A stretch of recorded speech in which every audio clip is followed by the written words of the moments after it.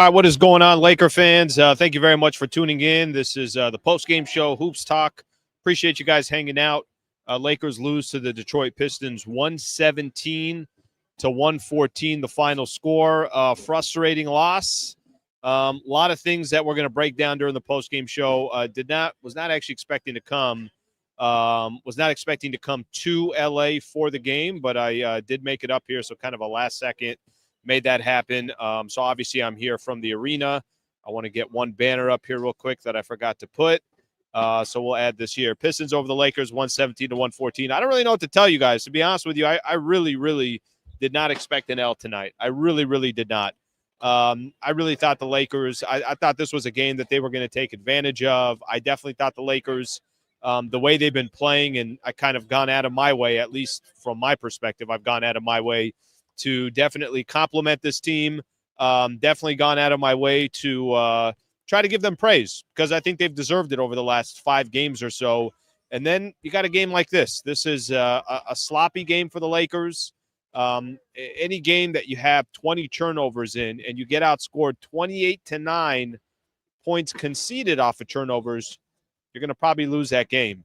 And for the Lakers to have kind of accomplished what they did, to go get those 2 wins on the road against Sacramento, just didn't have the energy tonight. Just didn't have it. You could tell they didn't have it. And I'm not giving them an excuse for it. I'm just kind of pointing out the obvious. They did not have the proper energy tonight. I do think they kind of approached the game a lot different than the way they approached Memphis, the way they approached Sacramento, the way they approached Sacramento again. They had comfortable leads by the time the first quarter was done. Not to say that the game was going to be over by having a lead there at the end of the first quarter. They were down in this game by 2. Continue to give the Pistons a lot of confidence. At one point had a 10-point lead, and that lead went away pretty fast. And you just kind of assumed that, at least for me, I was talking to some different people here at the arena, and I just assumed Lakers were going to walk away with a win. I just thought, hey, when the dust settles, Lakers are going to win this game. But then you get to the fourth quarter, about 6 minutes left to go. Then it started becoming more and more, I guess, obvious that, no, this is not only going to be a dogfight. Lakers actually is going to have to be the team that comes back if they're going to win this game. Some, certain possessions that were a little bit interesting, watching Anthony Davis miss that bunny right in front of the hoop. They eventually reviewed it for a foul, and it clearly wasn't a foul, so they didn't end up calling it. But little things like that are going to go a long way. I thought it was interesting, and I saw somebody else have it there. Of course, Malik Beasley, another player that was a Los Angeles Laker, is going to, show out against the Lakers or just going to show out and play well. Beasley did not have a good year with the Lakers. He went 8 of 15 tonight, 5 of 10 from the three-point line. He had 21 points. Cade Cunningham is an absolute stud. An absolute stud. I don't care. You can be a Pistons fan, not a Pistons fan. If you're a game of basketball, watching Cade Cunningham play the game, I'm not telling you it's efficient every night, but 20 points, 10 assists, certainly kind of controls his own tempo. I thought he was impressive. On the other side of it, on the Lakers side, and I'm just kind of waiting here. As soon as JJ Redick talks, we'll get a chance to listen to him. But on the other side of it, I thought Anthony Davis was very average. 19 points, 10 rebounds, 6 assists, 2 steals, and 2 blocks. If you say that's very average, but I think average for him, only took 14 shots. Got to the free throw line 8 times. Couldn't hit a free throw. 4 of 8 from the free throw line. Maybe we got an issue with AD when it comes to his free throw shooting, because that continues to be a problem. LeBron had a chance there at the end to win the game or to tie the game. We obviously all know that. 28, 11, and 11 for Bron. Ended up shooting 10 of 16 from the field. Had a chance, was really kind of towards the end of the game. I thought he was really just trying to take over the game. I don't think he had that much confidence in the rest of the squad that many of these other guys were going to do something. Reeves only had 12 tonight. D'Lo, 1 for 5, 5 points tonight. So not really a ton of help. Nice night for Max Christie, 6 of 10 for 17 points. But overall for the Lakers, when they needed stops, they just couldn't get it. I mean, here's the reality. This is what I've kind of gone out of my way over the last couple of weeks to give the Lakers a lot of credit for. They won 4 of 5 because they were getting stops. They won 4 of 5 because they were playing defense. They won 4 of 5 because they were a team that kind of set the tempo. You played their style of ball. Tonight, I thought Detroit dictated that. I thought the Pistons they dictated the style. And frankly, Lakers got lucky that this was even a game towards the end. I think Detroit might have been up by 10, 117-107. And, LeBron got to the basket a couple different times, got it all the way down to 3. And then, like I said, had a chance to tie it up after Anthony Davis missed that gimme. No, AD missed that gimme. I'm watching it right now on Spectrum. He tried to finger roll it in rather than just saying, I'm going to dunk it. Didn't dunk it. And, obviously the result of that was very simple. The result was Lakers didn't get a chance to chip into that deficit, and then it came down to LeBron having to take a shot there towards the end. So that's kind of I think the thing that stood out most to me, and I'm going to get to some of your guys' comments in just a second. What stood out most to me was just the turnovers, just the style of play from the Lakers, a lot different than I had expected. So that part is disappointing. Francis, I appreciate the super. No excuses. Lakers got punked. No excuses to be given. It's an L, and there's no other way to put it. It's a loss. Lakers did not perform the way we all hoped that they would perform, especially coming off of some of those wins. And that's something that they obviously got to deal with now. Yeah, you're good. Thank you, man. That's something that they got to deal with now, but that's not something that was expected from my perspective. I just wasn't expecting it. Beast mode, 3-guard lineup feels like Ham is coaching.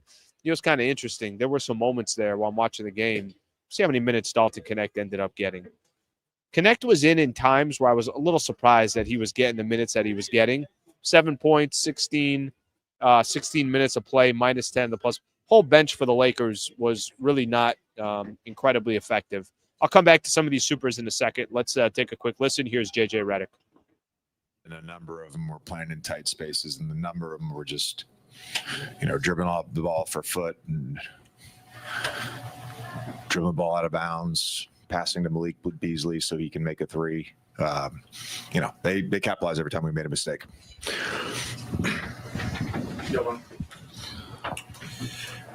JJ, earlier in the season, you guys had kind of mentioned the Detroit loss in Detroit as an example of maybe not taking things as seriously as you could have in that matchup until you guys had that late rally in that game.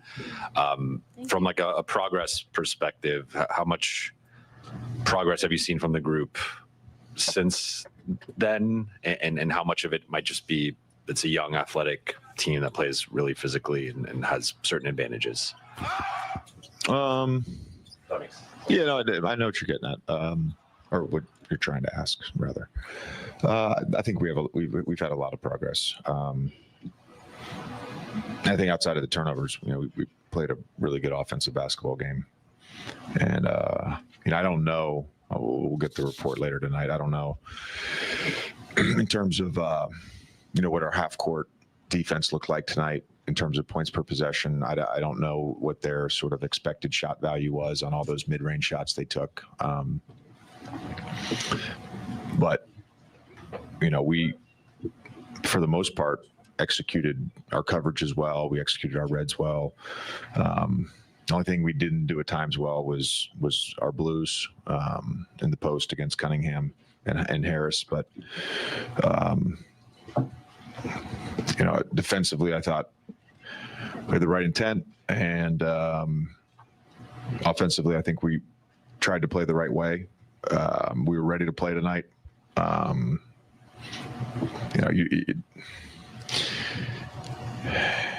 It's very hard to win in this league if you have you give the other team 15 more scoring opportunities than you did. It's hard to win. I'll take one more here. Lines with what Jovan asked. Detroit isn't the first kind of team that fits this sort of size, athleticism, strength sort of profile. Do you feel that forced you guys into some of those mistakes that led to that disparity? And then, our guys don't want to give the ball away. I know that. And how do you counteract it? Because you will see other teams that play this way. There's teams you haven't played yet this season that do it a lot. How can you guys match physicality and strength and stuff like that if that isn't necessarily inherently? We've done it before. You point to the first Minnesota game. We did it. Didn't do it the next time we played Minnesota both times, but we've done it before. All right, we'll stop her right there. All right, so I'm going to spend a little time looking at some of the comments here, get a chance to react and get your guys' opinion on the loss tonight. I think overall, you know, if I just kind of go by what he was just mentioning and was saying, what JJ Redick was saying, I think at the end of the day, the turnovers they committed was their downfall. I think that part's simple. How many turnovers did Austin Reeves have today? I swear every possession I saw, 6 turnovers for Austin Reeves, guys. And what they were doing to him as well, they were kind of punking Austin Reeves. They were blitzing him. They were challenging him. They were picking him up, if not full court, by half court, they were picking him up. They went at Austin Reeves today. You know, there was a little bit of trying to expose Austin Reeves that, no, we're not going to let you get downhill. We're not going to let you try to draw a foul. We're not going to let you dictate anything. At the end of the day, we're going to do everything we can in our power to make sure that Austin Reeves wasn't effective, and they did that. Listen, if Reeves is the 3rd best player on this Lakers roster, and he is, just based off of consistency, if he's the 3rd best player on this Lakers roster, well, Detroit was smart to say, well, if we take that away from them, what happens after that? Who else steps up for the Lakers? But that's an awful night for Austin Reeves. Like I said, to have just the 6 turnovers, and what JJ Redick was saying there towards the end, that just came down to possessions. How many possessions are we going to have versus how many possessions are they going to have? And when the Pistons take, how many more shots did they end up taking over the Lakers? Look at a team stat here real quick. Wow. Lakers took 74 shots. The Pistons took 92. Both teams took 33s, and then free throws, Lakers double whatever free throws that the Pistons took. But possession-wise, that's a huge difference, and obviously advantage goes to Detroit. 3-guard lineup feels like Ham is coaching. We got to that one already. Thank you for the super beast mode. I appreciate it. Thank you for the super from Francis. Here's another super here, AES. JJ didn't play his defenses first. Way too many minutes for a mistake-prone Reeves. Cam should have got 5 to 10 more minutes. D'Lo should have got less. Yeah, could have just been one of those nights. I mean, I don't know what to tell you. Could have been just one of those nights. I think for me, it was the frustrating part is when it came. It came when the Lakers are starting to play some good ball. Did my show this morning.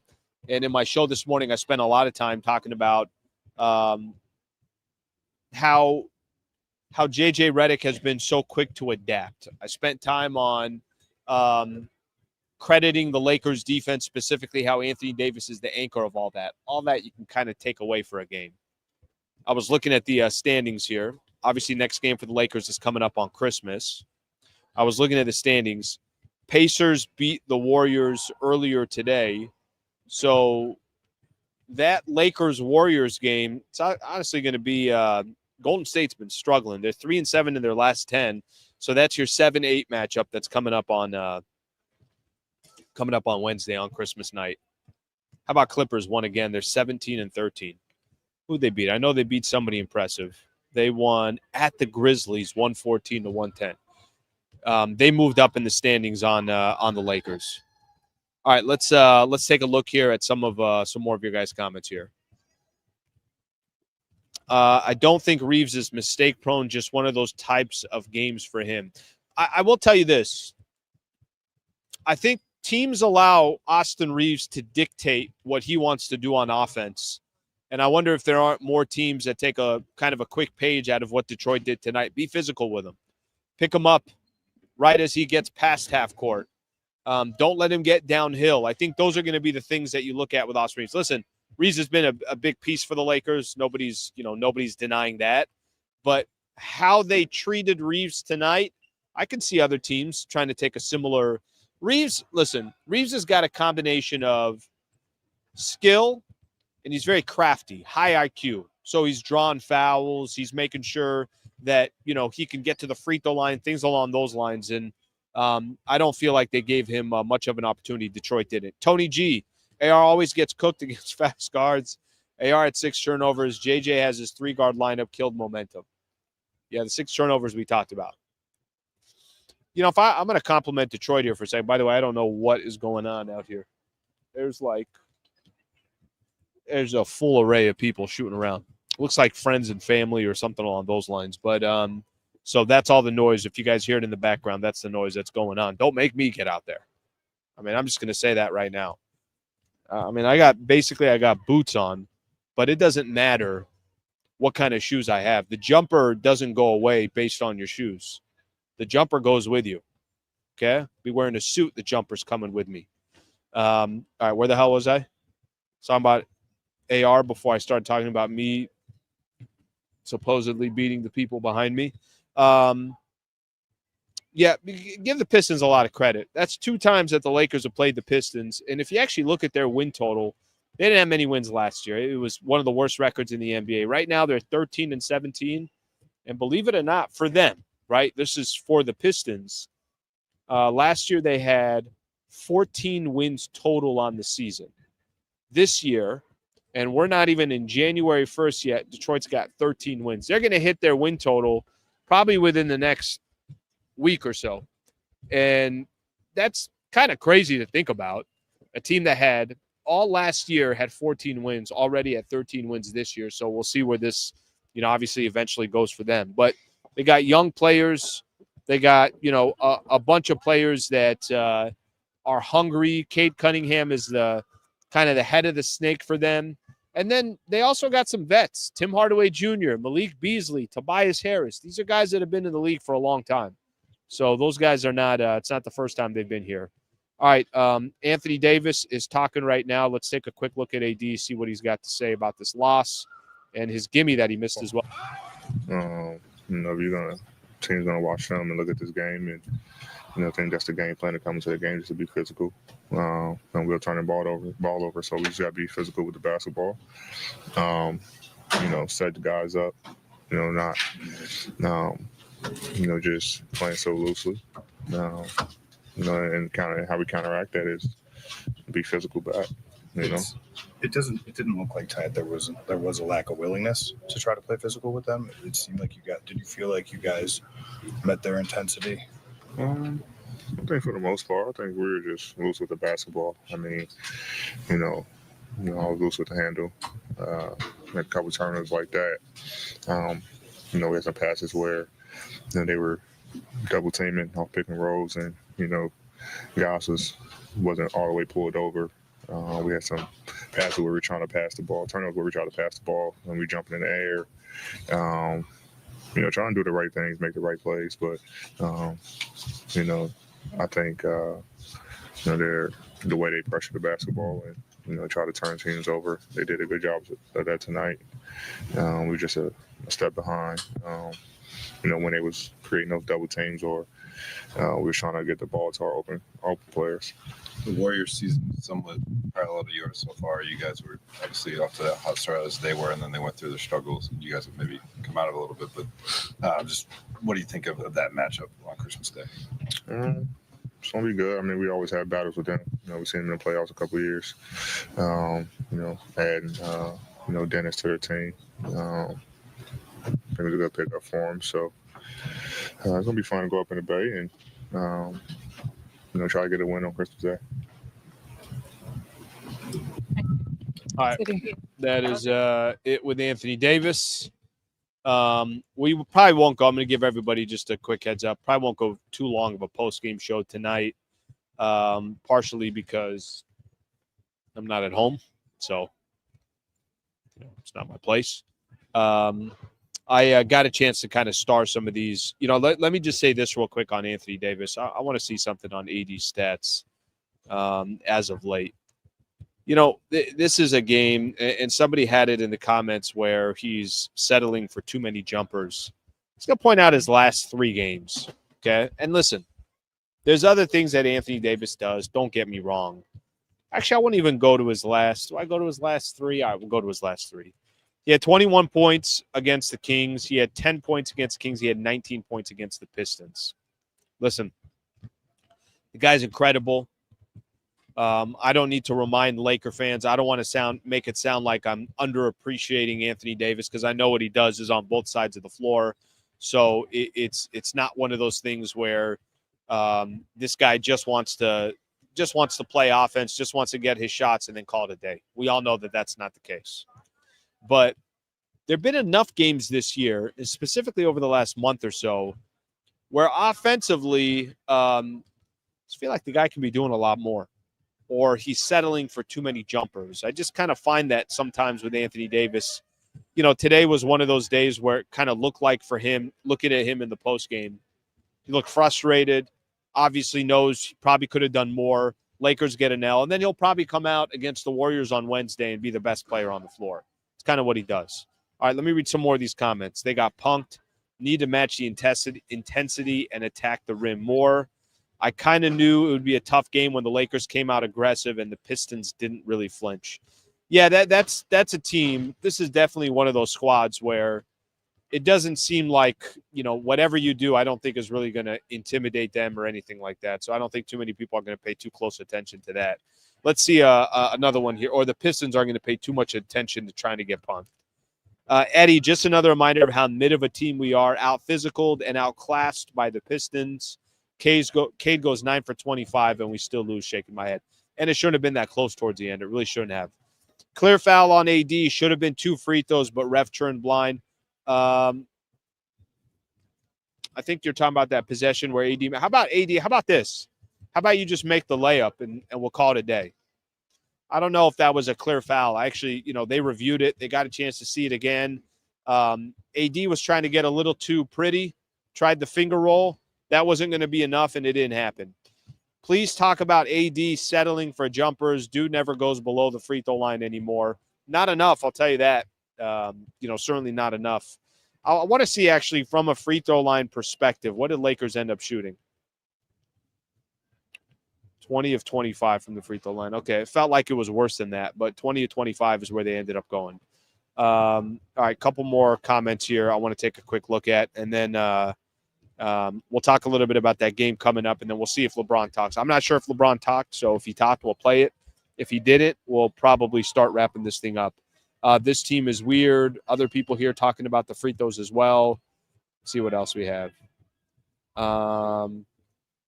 Dunk the ball. You're 6'11". Should have been a bucket by AD. Yeah, I'm not making any excuses for Anthony Davis on that shot. I'm really not. And I don't think any of us should. That's on AD to make sure that he throws it down, and you don't got to worry about it. It's either an and one or it's just you getting the, obviously getting the dunk, and that's it. That at least gets you a possession where the Lakers don't have to fire off a three there at the end. AD is AD. We know what he does when you put a body on him. The issue was MIA Rui and Butterfinger Reeves. This might be the most I've ever seen Laker fans go at Austin Reeves. Might be the most I've ever seen Laker fans go. And I'm not defending anything. There's not really much to defend. Like I said, every possession that I watched with Reeves, it looked like he was literally getting stripped of the ball, or it was a turnover, it was a behind-the-back pass that was unnecessary, whatever the case is. But in all kind of my post games that I've done or talking Lakers basketball, I don't know if a Laker fan base has been this critical of Austin Reeves. That's just an observation more than anything else, not to defend anything. Guards can't handle ball pressure. Yeah, I mean, listen, at the end of the day, it would have been nice to get more tonight. First off, the Lakers defense would have been, obviously nicer to fourth quarter. The fourth quarter was actually their best defensive quarter in the entire game. But individual players, you needed more from Rui. You needed more from Anthony Davis offensively. You needed less turnovers from Reeves and a little bit more from him with his 12 points. And D'Lo, again, was only 5 points, 1 of 5 from the field. So I think there's kind of a combination. I don't really put this on one player individually. I think as a team collectively they lost, but Reeves stands out the most because of the amount of turnovers that he ended up having. Okay, let's continue to take a quick listen here. Here's LeBron on the Lakers' loss. Let me get this set up for you guys, and we'll get his thoughts on it. It just didn't go. When it comes to obviously the turnover battle, what you guys were trying to get to offensively and just their impact defensively. Yeah, it's going to be hard to win in this league when you give up 28 points off turnovers, 20 turnovers in total. They had 16 more attempts at the goal, so we didn't give ourselves a good chance to win this game. It would be something like your 54th game against Steph Curry, and the 4th or 5th on Christmas Day as these opportunities become fewer and fewer because you can't play forever. Just how do you appreciate it? Always. Anytime you get an opportunity to be on the court and compete versus one of the greats that ever played this game, and you don't take it for granted. And like you said, I don't know how many more opportunities we're gonna get to go against each other. So it's always fun. As a follow to that, you've been on the same side and on the opposing side when Steph goes unconscious. What's it like to witness that? Depends on what side I'm on. I got to see it, this past summer with Team USA, and it was a great feeling. I've seen on the other side is a not so good feeling. LeBron, for a huge chunk of your career, and still, when you see smaller defenders and you get that switch, you can kind of bully guys. What have you seen with Cade lately when he's in those situations, attacking defenders, using his size, and how big of a factor do you think that was? Big guard. He's a big guard, and he's going to track a lot of eyes, track a lot of bodies. Can't play him one-on-one versus a smaller guard. He's just too big. He got wide shoulders, big legs, and he knows exactly what he's doing, and he gets to it. So, solid player, very, very solid. He's gotten better and better. The best thing I think this year, he's been healthy. He's the number one pick, right? Mm-hmm. Okay, for a reason. So, I got a great one. You guys at times have played teams that are really physical, like Minnesota in the opener, and you've handled it really well. Some nights you guys haven't. Is that just this locker room? Maybe guys just aren't all equipped to do it every night. Why do you think the physicality is kind of fluctuated for you guys? I don't know. I just got to match physicality with physicality. I can't speak for nobody but myself when it comes to that. I'm a football player, so I don't mind physicality, to be honest. As you pull the blood out of yours again. Yeah, it's perfectly fine for me, but as a team, we just got to be better. We just be stronger. That's all. Can that be learned? I mean, is that a thing, or is that?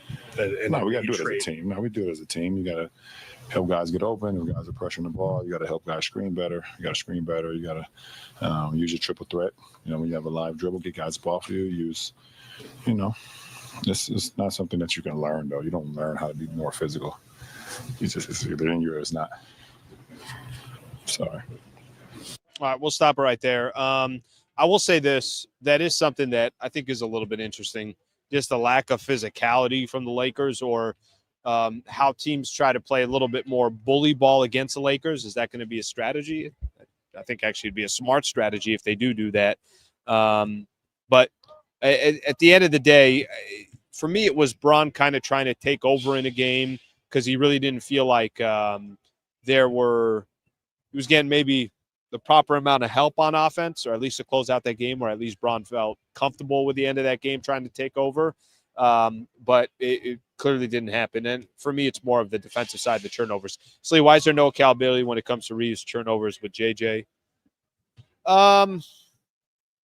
Well, I think the team as a whole has been sloppy. Bron has been sloppy with turnovers. There's too many games where Anthony Davis has it as well, and Austin Reeves as well. So I don't know if it's just one player, but I do agree it probably can't happen from a guy like Reeves. But it's a good question. I'm sure they're having these conversations behind the scenes, maybe not as public, but I'm sure some of those conversations are being had. All right, let's see what else we got here. Malik Beasley was disgusting. Of course, the guy killed it against us. It's not a lack of physicality. It's a lack of adjustment from the coach, in my opinion. Run slips to ease the pressure. Yeah, I think being physical is a strategy.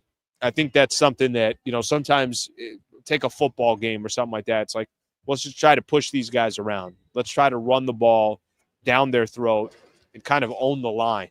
I think physicality is, that is a strategy. And certainly I thought it was a smart strategy to employ from the Pistons, and I'd be curious if more teams do that. Listen, Lakers don't have a lot of physical players. They don't. I mean, Anthony Davis is a beast. He's not a physical player. Bron is physical. He's also going to be 40 in a week. Rui's not known for his physicality. D'Angelo Russell's not known for his physicality. Max Christie is, in all, seems like a nice guy. He's a tough defender, but he's not known for his physicality. Lakers really don't have any physical players. The physical players they have are Cam Reddish, Jared Vanderbilt, who we haven't seen yet this year. Those are really your physical guys that you have. maybe Gabe Vincent, maybe a little bit from Gabe Vincent, but they're not a physical team. So I understand the strategy of trying to, obviously employ that on the Lakers. Okay, a couple more comments, and then I just want to look at the Warriors game, and then we're going to call it a night.